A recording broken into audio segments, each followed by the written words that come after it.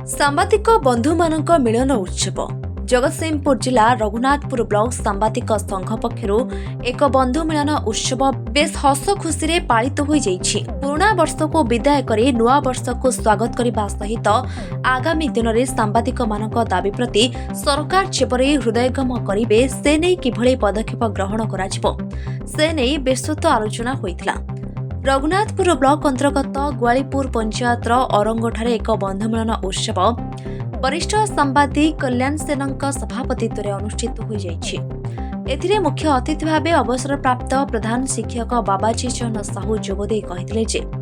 मेघ पवन रे निज जीवन को बाजी लगाई सांबादिक माने खबर संग्रह करी जनसाधारणक भलमंद कथा को लोकलोचन को आनी पारुछंती, हेले सेमानक दाबी प्रति सरकार सुनुनाहांती।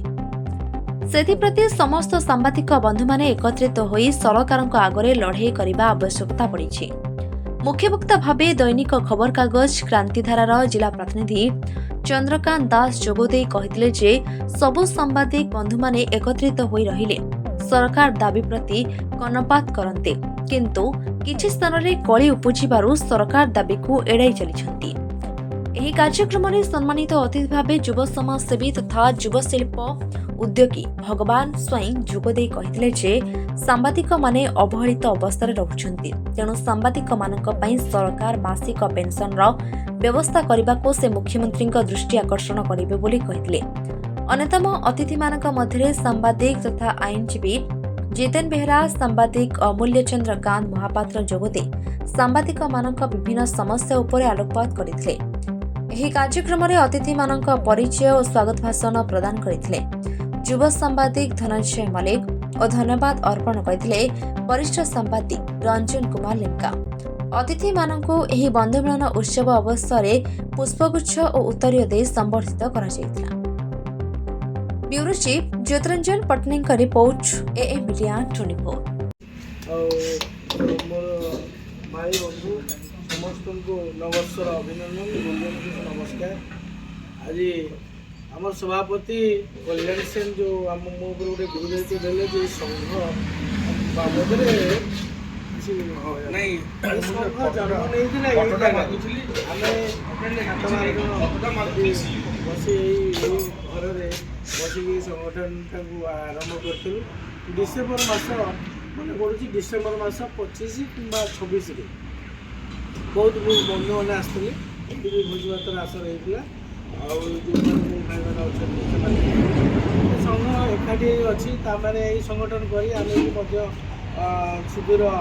कोरापुट जिला परिक्रमा करूँ। जगदलपुर गोटे देखो पहाड़ से दीर्घ 7 दिन रही आम से करूँ। बहुत ये संघर संघीय कार्यक्रम करूँ जो भाई मैंने आमर न्यूज बाबद जो जहाँ साहाय्य करिया कथा कर एक मन भाव नहीं ये संगठन को आग को नवापाई आमर कल्याण सेन मोर बड़ भाई आमर गुरु बाबू आओ मोर से सान भाभी कि बड़ा भाभी नहीं कि मत से बड़ भाई कहते मोर रंजन कुमार लेंका से बहुत दिन मोर चिन्हा परिचय सांबादिकता करी मोर भी संपर्क से मोर गोटे भाई आओ ये संघ को आग को नवा से पुरोधा अच्छे से गोटे गोटे किलो सालुआ कुंट ये संघ केमती आगू चलो केमती कौन कर पुणी द्वितीय वर्ष आम पदार्पण कर संघर उत्तर उन्नति करने सम्मानित अतिथि मानक शुभकामना। आज यही सांबादिक सम्मेलन में सम्मानीय सभापति महोदय उपस्थित गुरु ब्रह्मा बसुंती मोर भाई चंद्रकांत भाई ज्योति बाबू मोर आदर्श दीप बाबू मोर सांग जितेम भाई कल्याण भाई गाड़िया मुरबी सब आरंभ कर गाइड करते मोर गुंडू भाई लेंका समस्त भारत मोर प्रणाम। आज नुआ वर्ष मुझे सांबादिक जगत में किसी वर्ष कम कर प्रथम नूतन ओडिशा और समय खबर कागज कम कर आरंभ 4 वर्ष ना कि ସର୍ବସାଧାରଣ ଥିବି ତାପରେ ନୂତନ ଓଡ଼ିଶା ଆସିଥିଲା ତାପରେ ପ୍ରମେୟରେ 2-3 ବର୍ଷ କାମ କରିଛି ତ ଆଜି କୋଉଠି ନା କୋଉଠି ସାମ୍ବାଦିକ କ୍ଷେତ୍ରରେ ମୋର ଲିଙ୍କେଜ୍ ଆଦର ଅଛି ବୋଲି ମୁଁ ଆପଣମାନଙ୍କ ଗହଣରେ ସୌଭାଗ୍ୟ ମିଳୁଛି ବସିବା ପାଇଁ ଏବଂ ମୁଁ ନିଜେ ଗର୍ବ ଅନୁଭବ କରୁଛି। ସାମ୍ବାଦିକମାନଙ୍କର କ'ଣ ସମସ୍ୟା ମୁଁ ବି ନ୍ୟୁଜ୍ କରିଛି ଜାଣିଛି କେମିତି ଆସେ କ'ଣ ଆସେ ତା'ର ସୁରକ୍ଷା ସରକାର ସବୁବେଳେ କହୁଥିଲେ ମଧ୍ୟ କିଛି ହେଉନାହିଁ। ସାମ୍ବାଦିକଙ୍କ ପାଇଁ ମୁଁ ଥରେ କହୁଥିଲି ଜଣେ ରାଜ୍ୟର ଜଣେ ମିନିମମ୍ ଗୋଟେ ବଜେଟ୍ ରାଜ୍ୟ ରାଜକୋଷରେ ବଜେଟ୍ କରାଯାଉ ମିନିମମ୍ ଗୋଟେ ପେନ୍ସନ୍ ଆକାରରେ ମିନିମମ୍ ଗୋଟେ 6,000 ଟଙ୍କା ବେଶୀ ନାହିଁ ଯେ ଗୋଟେ ସାମ୍ବାଦିକ ତେଲ ପକେଇକି ଖବର ଆଣିବାକୁ ଯିବ ଏତିକି ଏମିତି ଯେମିତି ସୁଭଦ୍ରା ଛତା ଜୋତା ଯେତେ ଯାଉଛି ସେମିତି ଗୋଟେ ଆପଣଙ୍କର ଏଇ ସଂଘ ତରଫରୁ ରାଜ୍ୟ ସ୍ତରକୁ ମେସେଜ୍ ଯାଏ ଏବଂ ଏଇ ଜାଗ୍ରତ ପ୍ରହରୀ ଭଳିଆ ସାରା ରାଜ୍ୟରେ ସାମ୍ବାଦିକମାନେ ଏକତ୍ରିତ ହୁଅନ୍ତୁ। ବର୍ତ୍ତମାନ ରାଜ୍ୟର ବଜେଟ୍ 2,90,000 କୋଟି କିଛି ଅସୁବିଧା ନାହିଁ କାରଣ ବିଗତ ସରକାର ଯେତେବେଳେ ଗଲା 2,45,475 କୋଟି ବଜେଟ୍ ଥିଲା ବର୍ତ୍ତମାନ 2,90,000 କୋଟିରୁ ଅଧିକ ବଜେଟ୍ ଆ ପାଇଁ ଗୋଟେ ବଡ଼ ପଇସା ବି ଦରକାର ହେବନି। ରହିଲା କଥା ମୋର ଯାହା ଦାୟିତ୍ୱ ବଡ଼ ଭାଇ ଦେଲେ ଏବଂ ଗୁରୁ ଦେଲେ ଯେମିତି ଦୁନିଆରେ ବରଗଛର କ୍ଷୁଦ୍ର ମଞ୍ଜି ଦିନେ ମହାଦୁର୍ମ ହୁଏ ସେଇଭଳିଆ ଆମର ଏଇ ଦ୍ୱିତୀୟ ବର୍ଷ ପାଳନ କରୁଥିବା ସାମ୍ବାଦିକ ସଂଘ ଆର ବର୍ଷକୁ ଯେମିତି ମୋର ଯାହା ସାଧ୍ୟ ସାମର୍ଥ୍ୟ ଅନୁଯାୟୀ ଯାହା ଦାୟିତ୍ୱ ଦେବେ ଯେମିତି ଏଠି 200-500 ଲୋକ ବସିବେ ଏବଂ ଜିଲ୍ଲା ସ୍ତରରୁ ଜଣେ ବଡ଼ ଭାଇ ଗୁରୁ ଆସିଛନ୍ତି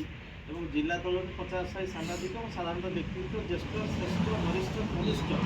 ସମସ୍ତେ ଏଠି ପାଳନ କରୁଥିବା ଏବଂ ଉତ୍ତର ପ୍ରଦେଶର ବନ୍ଧୁମାନେ ଆମେ ଜିଲ୍ଲାକୁ ଦେଖାଇ ଦେବା ଯେ ରଘୁନାଥପୁର ସାମ୍ବାଦିକ ସମ୍ମିଳନୀ କିଭଳି ହୁଏ ବନ୍ଧୁ ମିଳନ କିଭଳି ହୁଏ ଏବଂ ରାସ୍ତା କଡ଼ରେ ଆମର ଏଠି ଅନୁଷ୍ଠାନ ବାହାର ଲୋକ ଆସିବାରେ କିଛି ଅସୁବିଧା ନାହିଁ।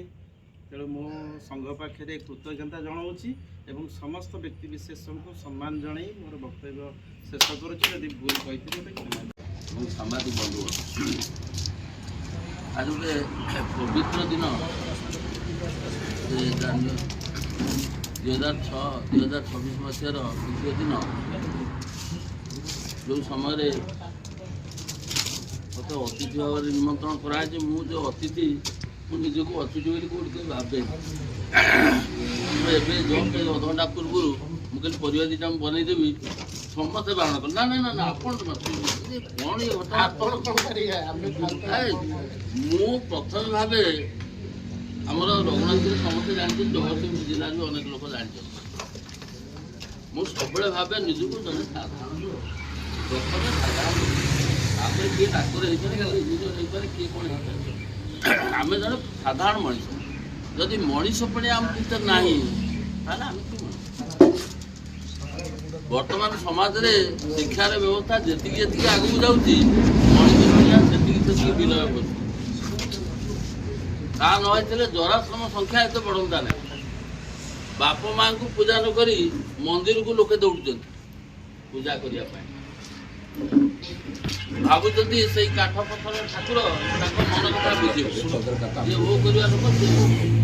ତେଣୁ ମୁଁ କହିଲେ ତ ଅନେକ କଥା ହେବ ମୁଁ ବିଶେଷ କିଛି କହୁନାହିଁ